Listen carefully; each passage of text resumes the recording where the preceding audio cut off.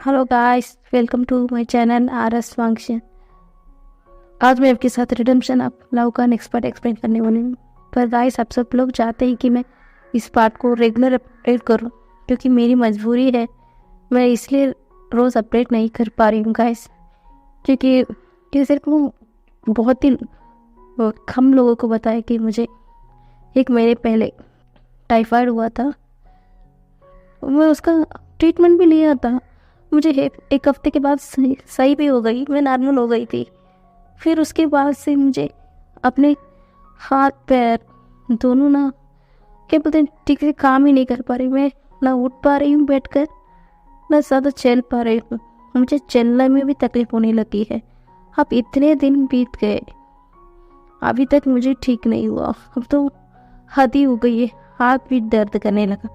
मैं किसी को बोलकर सिंपैथी तो क्रिएट नहीं करना चाहती हूँ, पर क्या करूँ, मेरे पास ऑप्शन नहीं है। फिर भी अब मैं कुछ भी काम भी नहीं कर पा रही हूँ। तो मैं जब भी मुझे वक्त मिलेगा, मैं पहले से ही सारा पार्ट को, क्या बोलते हैं, रिकॉर्ड कर लूँगी। बस इस एक हफ्ते में कुछ नहीं कर पाऊँगी, क्योंकि हमारे यहाँ पोंगल है। पोंगल 3 दिन चलता है, अलग अलग टाइप का। जो मंडे है, हाँ, आज ट्यूसडे, आज भी, और बुधवार को भी चलेगा, और ऊपर से रिश्तेदार भी है। तो इस एक हफ्ते मैं जाकर भी कुछ नहीं कर पाऊँगी। पर जैसे मुझे वक्त मिलता है मैं रिकॉर्ड कर लूँगी। इस एक हफ्ते वीडियो ठीक से नहीं रहेगी तो माफ़ कर देना। अगले वीक से मैं रेगुलर करने की कोशिश कर लूँगी, ठीक है गाइस। और हाँ, अब बीमारी बहुत फैल रही है, तो अपना ख्याल रखना, ठीक है।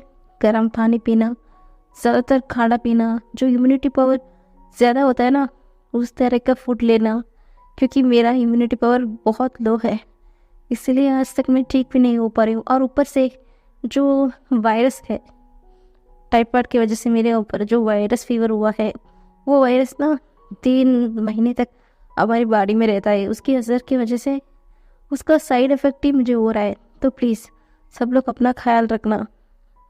बहुत बातें हो गई है, बकवास। और अब भी हम एफ की तरफ जाते हैं।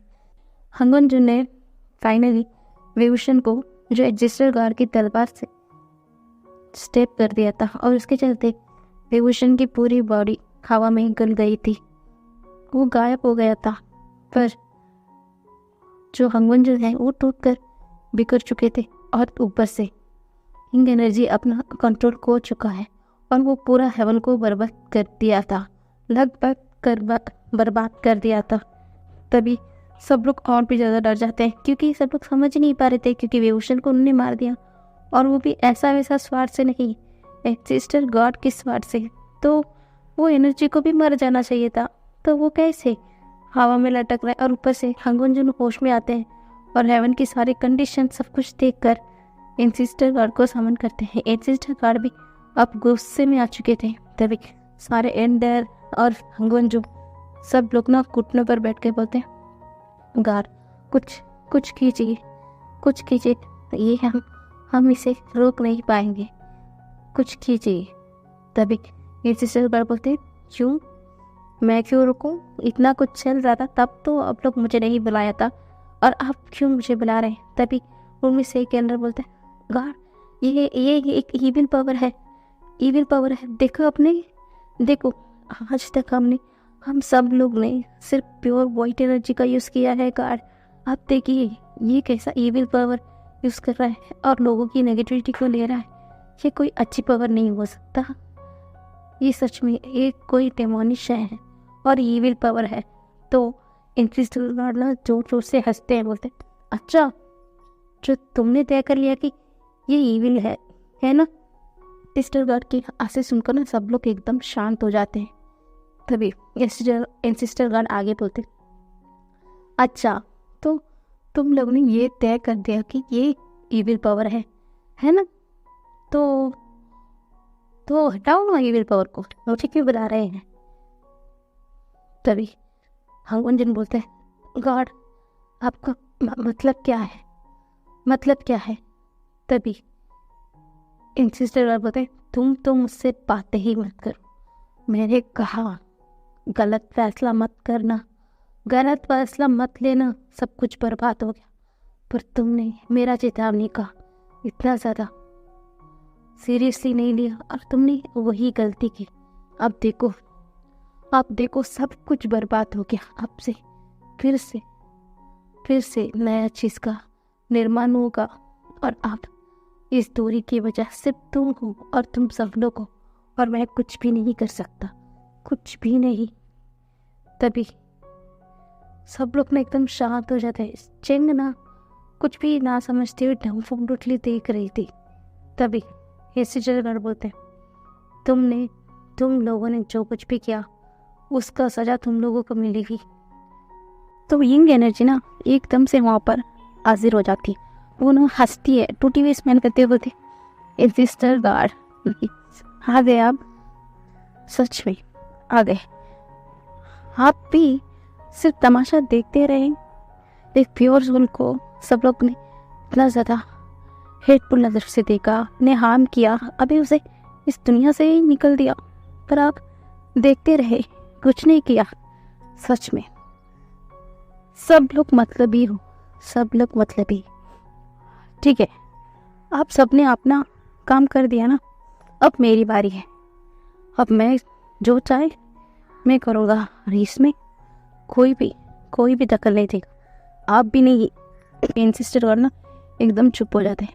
तभी जो ब्लैक एनर्जी बोलती है, आपको अभी समझ में आ रहा है कि मैंने क्यों लोगों के सामने अपने अस्तित्व को नहीं दिखाया था। आप देख लिया स्वयं कि लोगों को नजरिया क्या है, किस नजरिए से सब लोग देखते हैं। इन लोगों को लगता है जो वाइट एनर्जी सब लोग यूज करते हैं वही प्योर है।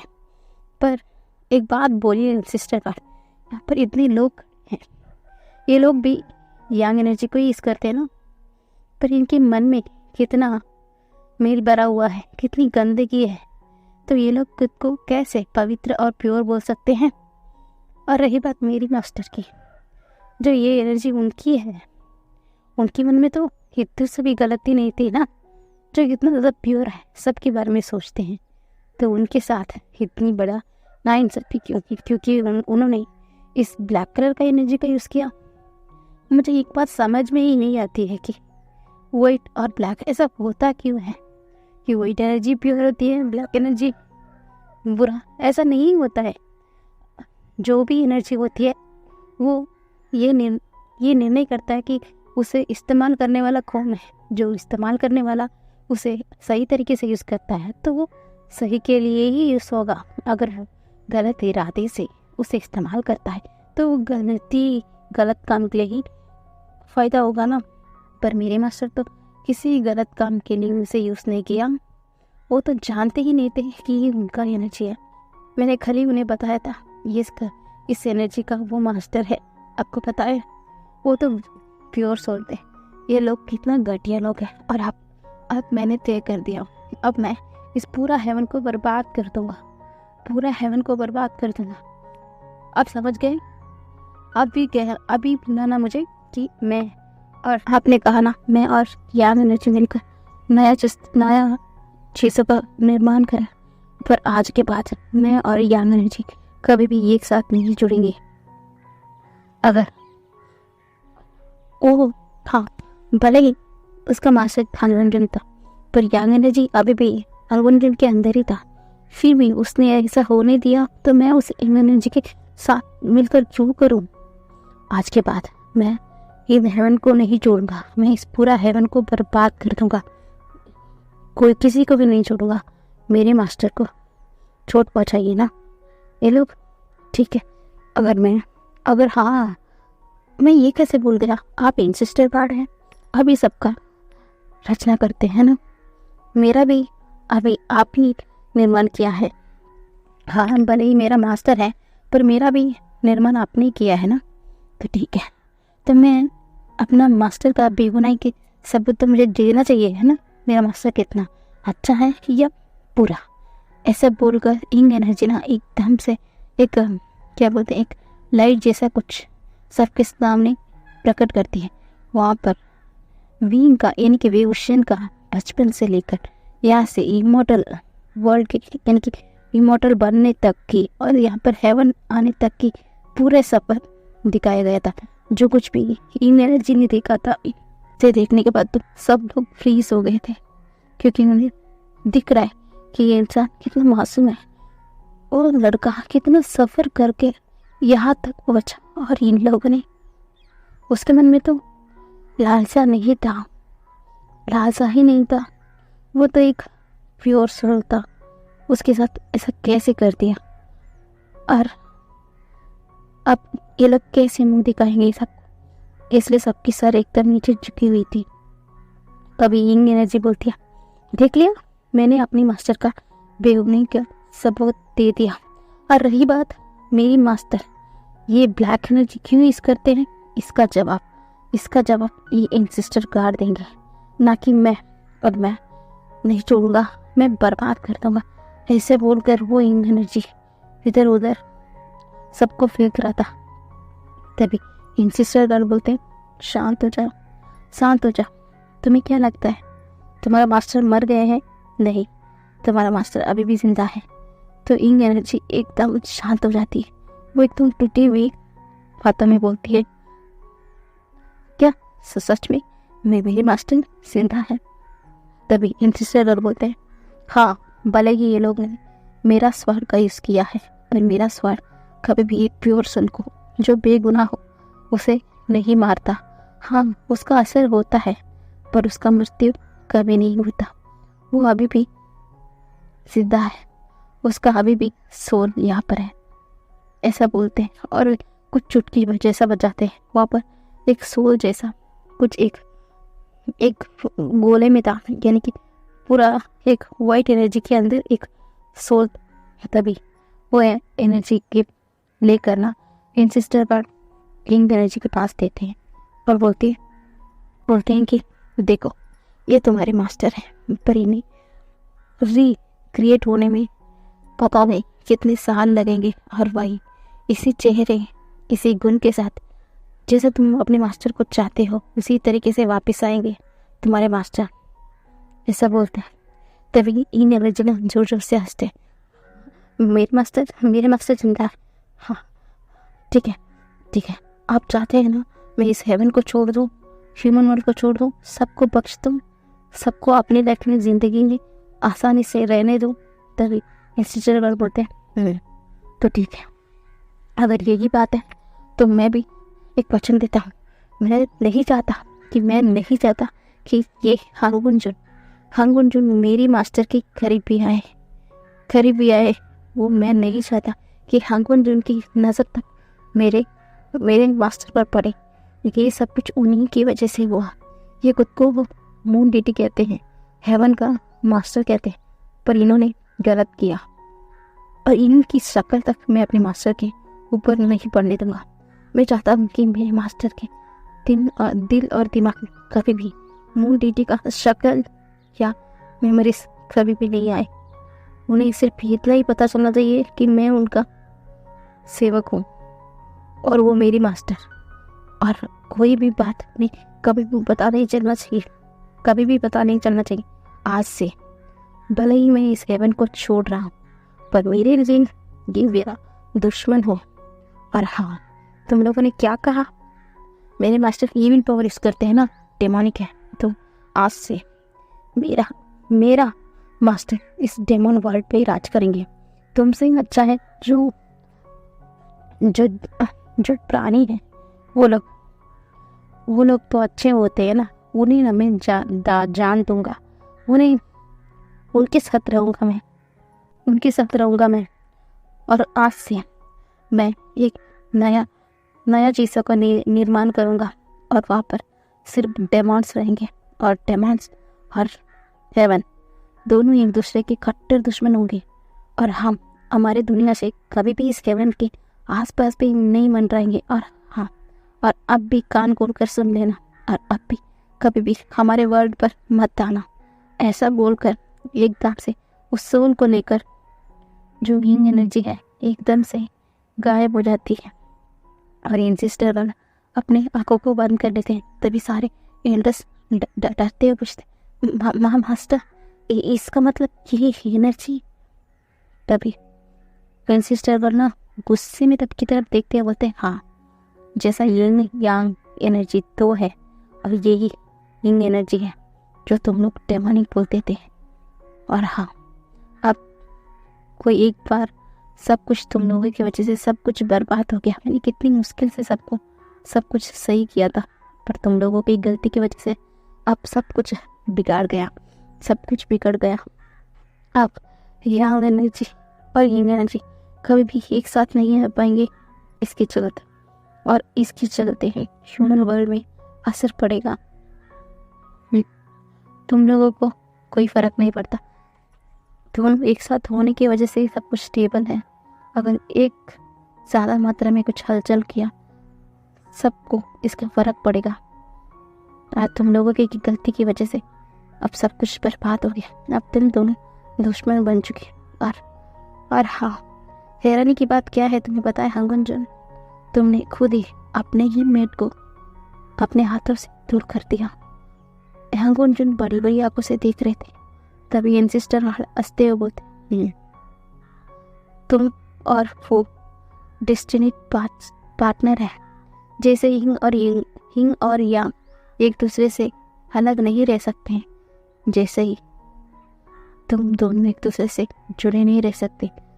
तुम दोनों को जन्म से पहले ही हमने ये तय कर दिया था कि तुम दोनों ही यिंग और यांग एनर्जी के मास्टर बनोगे और तुम दोनों ही पार्टनर बनोगे। पर तुमने क्या किया? अपने ही पार्टनर को दुख पहुंचाया, उसे खुद से दूर किया और खुद के ही हाथों से मार भी दिया। और अब तुम चाहते हुए भी या चाहोगे भी कभी भी अपने पार्टनर को अपने पास नहीं रह पाओगे। और तुम अपने लिए कितना भी क्वीन क्यों ना छोड़े, और तुम्हारा पार्टनर सिर्फ वही होगा।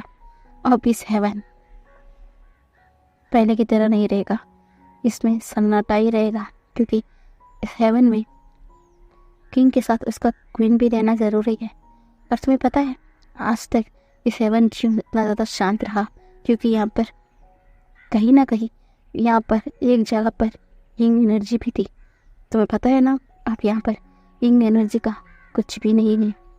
अब यहाँ पर सिर्फ यांग एनर्जी है। दोनों एक साथ होने की वजह से ही सब कुछ स्टेबल है। अब हेवन में कुछ भी स्टेबल नहीं है। तुम अपने आप को बहुत पवित्र मानते थे ना, तो रहो अपनी पवित्रता से। और तुम हंगवन जो पूरी जिंदगी अपने पार्टनर के बिना रहो। और अब मैं कुछ भी नहीं कर सकता, कुछ भी नहीं। तभी हंगवन जब गिड़गिड़ाते हुए बोलते, नहीं ऐसा नहीं हो सकता, आप ऐसा नहीं कर सकते। आपने कहा ना कि वो मेरा डेस्टिनी पार्टनर है।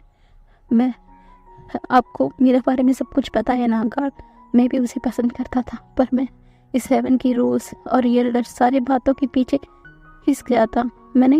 आपने मुझे चेतावनी दी, मुझे याद है, पर मुझे लगा कि आप इसलिए मुझसे नाराज़ हैं कि मैं पिंक की तरफ अट्रैक्शन फील कर रहा हूँ, इसलिए आप मुझे चेतावनी दे रहे हैं। मैं बेवकूफ़ था कि मैं सही और गलत का फ़र्क ही नहीं कर पाया। मुझे एक मौका दीजिए, मैं अपने पार्टनर को अपने पास चाहता हूँ। प्लीज़ गॉड कुछ कीजिए। तभी एंसेस्टर गॉड बोलते हैं, नहीं हो सकता क्योंकि तुम्हें पता भी है यिंग एनर्जी ने मुझसे क्या मांगा था। ऐसा बोलकर वो कुछ जो फ्लैशेस दिखाते हैं जिसमें यिंग एनर्जी कैसे अपने लिए एक प्योर सोल को मास्टर के नाम पे चुना, और अगर कोई भी इंसान उसके मास्टर को हर्ट किया या स्वयं हंगवन जून भी क्यों ना हो, तो वो अपने मास्टर के लिए लड़ेंगे और वो कुछ भी करेगा। और उस वक्त एंसेस्टर गॉड उनके बीच में ना आए, तो वही प्रॉमिस एंसेस्टर गॉड अभी पूरा कर रहे हैं। तो ये बात देख कर ना एकदम से जो हंगवन जून है एकदम फ्रीज हो जाते हैं। तब हम को अपने घुटनों पर बैठकर जोर से रोने लगते हैं। तभी जो एंसेस्टर गॉड है वो शांत हो जाता है। वो बोलते हैं, शांत। और रही बात विभूषण को मारने की, तुमने उसे नहीं मारा, गलती किसी और ने की। और सजा तुम भुगत रहे हो, और सजा तुम भुगत रहे हो। तभी हैंगुल ना एकदम शाक हो जाता है। अभी चेंग की बारी थी कांपने की। चेंग कांप रही थी क्योंकि अब उसकी सच्चाई सबके सामने आने वाली थी। वो तो कांप रही थी। तभी हैंसिस्टर डरते थे, तुम नहीं हो जिसने विभूषण को मारा, तुम नहीं हो इस पूरा हेवन की बर्बादी की कारण, तुम नहीं हो। अब आगे जो भी बर्बादी होने वाला है और इस जो यिंग एनर्जी ने क्रिएट करके एक वर्ल्ड को चाह रहा है, उसकी वजह से आगे भी जो भी युद्ध होगा, परेशानी होगा, उसकी वजह तुम नहीं है। आप विभूषण यहाँ पर नहीं है ना, उसकी वजह भी तुम नहीं है, कोई और है जो अपने लालच में, अपने मतलब के लिए ये सब कुछ किया। पूरा हेवन को, पूरे ब्रह्मांड को उसने मुश्किल में डाल दिया। तुम नहीं हो मेरे बच्चे, तुम नहीं हो। मैं जानता हूँ तुम्हारा कश्मकश सब कुछ, क्योंकि ये नियति थी, ये होना था, पर मैंने उसने अपने हाथ पार कर लिए। अब उसकी सजा उसे मिलनी चाहिए। तभी हंगुल जुन्ना गुस्से में बोलते हैं, क्या कह रहे हैं, क्या कह रहे हैं, किसने मेरा विभूषण को मारा? मैंने अपने हाथों से। तभी हैंसिस्टर बोलते हैं, नहीं, तुमने नहीं मारा। सभी सारे एल्डर्स सब लोग बोलते हैं, कौन है इन सब के पीछे, जिसकी वजह से अब पूरा हेवन बर्बादी की तरफ जा रहा है? बताइए मास्टर। ऐसा बोलकर सब लोग अपने घुटनों पर बैठ जाते हैं। तभी हैंसिस्टर ना वहाँ पर जो दिखाते हैं जिस तरीके से उस दिन जो चेंग जाकर विभूषण को मारने की कोशिश कर रही थी, ताना दे रही थी, और सब कुछ उल्टा इंसान विभूषण के ऊपर डाल दिया। और अभी भी जो हंगवंजुन है, उनका हाथ कांप रहा था विभूषण को मारने के लिए, क्योंकि कहीं ना कहीं उसका अंदर का जो यांग एनर्जी है, उसका सोल सब कुछ जानता है कि इसके साथ उसका फीलिंग है, उसे पसंद करता है, तो अपने हाथों से कैसे मार सकते हैं।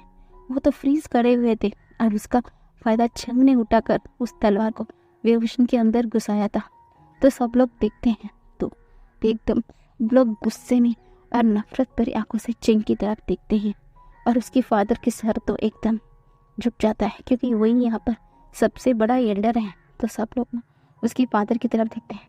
ये परवरिश थी आपकी, आपको तो हम सब कितना मानते थे, हम आपकी बातों को इतना मानते थे।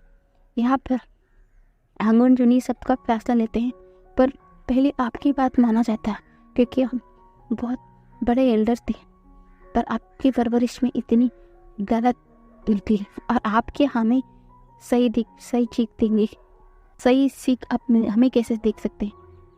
आप कैसे हमें सही सीख देंगी? आपकी ही बेटी गलत है, आपकी बेटी की वजह से, देखा आपकी बेटी की वजह से हम अब खतरे में हैं, हमारा हेवन खतरे में, पूरा ब्रह्मांड खतरे में हो गया है।